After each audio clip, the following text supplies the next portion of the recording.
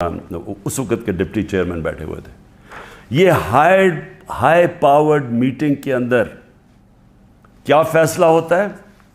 یہ فیصلہ ہوتا ہے کہ جناب ملک ریاض کی اور علی ریاض کا وہ کیس تھا، جو ان کا بیٹا ملک ریاض کا، اس کے اوپر فیصلہ کیا جاتا ہے کہ یہ جو ہم انکوائری کر رہے ہیں، اور کس چیز پہ انکوائری کر رہے ہیں تب؟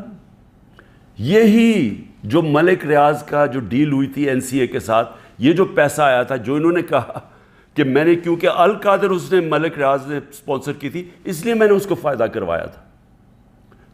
اب یہ سوچ لیں کہ 3 سال پہلے نیب کے اندر یہ انکوائری شروع ہوئی، اور ان کو پتا تھا، کیونکہ میں آپ کو بتا دوں کہ جو ڈپٹی چیئرمین وہاں بیٹھے ہوئے تھے میٹنگ پہ، پروسیکیوٹر بیٹھے ہوئے تھے، اس کا مطلب نیب چیئرمین کو پتا تھا. اور اسی لیے جب انہوں نے زور لگایا، آفتاب سلطان جو پہلے نیب کے چیئرمین تھے، انہوں نے اس کے اوپر ایکشن نہیں لیا، کیونکہ انہیں پتا تھا کہ یہ انکوائری ہو کے بند ہو چکی ہے. اور یہ انکوائری تھی، نیب ڈائریکٹلی انگلینڈ کے NCA سے رابطے میں تھے، اور انہوں نے NCA نے جو ان کے ساتھ جو ساری جو انڈرسٹینڈنگ ہوئی، وہ یہ منٹس کے اندر ہے. اس پہ کیا چیز کہی گئی ہے یہ بھی سمجھیں.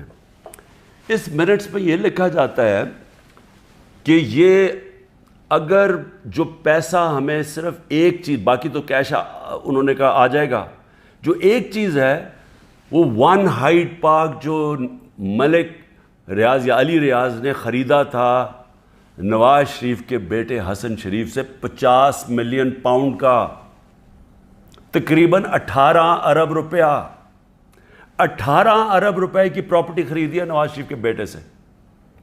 اور میں پھر سے کہتا ہوں کہ وہ باہر اس لیے بھاگا، جب دونوں بیٹے باہر بھاگا کہ جو ہم تو پاکستان کے شہری نہیں ہیں.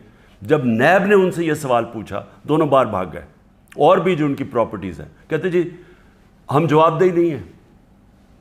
اور یہ سن لیں کہ وہ صرف اس پہ یہ منٹس میں ہے کہ جب علی ریاض وہ پراپرٹی بیچے گا جو اس نے حسن شریف سے خریدی تھی، اس کے بعد اگر تو وہ پیسہ نہ آیا تو پھر نیب بھی ایکشن لے گی اور پھر NCA بھی انگلینڈ ایکشن لے گی.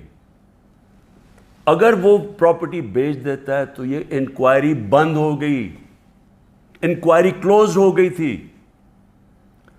تو میں نیب چیئرمین سے اب سوال پوچھتا ہوں کہ آپ کو اس چیز کا پتہ ہوگا، کیونکہ یہ چیز کوشش کی گئی، یہ جو چوروں کا ٹولہ اوپر بیٹھا ہوا